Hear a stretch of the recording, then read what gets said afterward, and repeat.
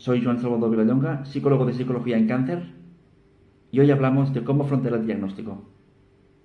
Cuando vamos al oncólogo o oncóloga para las visitas es importante ir acompañados, porque el médico da mucha información y dos personas pueden entender más todo lo que el médico explica.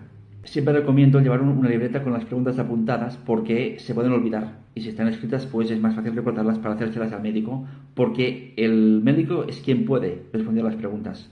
A veces vamos a internet a informarnos, pero realmente el oncólogo o oncóloga es el experto, es quien mejor puede dar información. De todos modos, si queremos ir a internet a informarnos, podemos pedirle fuentes de información fiables y útiles.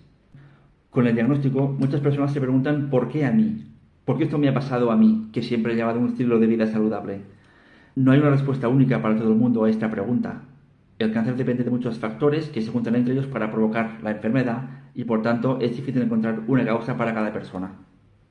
El diagnóstico provoca emociones muy variadas, del tipo tristeza, miedo, rabia, también a veces alegría, incertidumbre, que a veces se mezclan entre ellas o se combinan de forma muy rápida.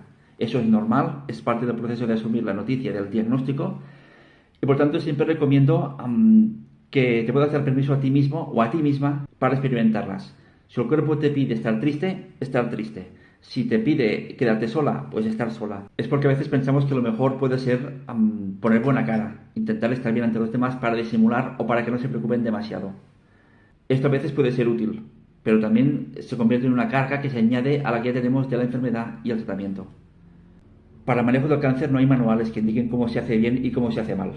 Por eso la forma que más se aproxima a lo que sería hacerlo bien sería hacerlo como quieras. Crear tus espacios, crear tu red de apoyo social y buscar el apoyo donde lo quieras encontrar. Recuerda que si lo necesitas puedes contactar conmigo por teléfono, WhatsApp o email y haremos visitas en Manresa, en Barcelona o online.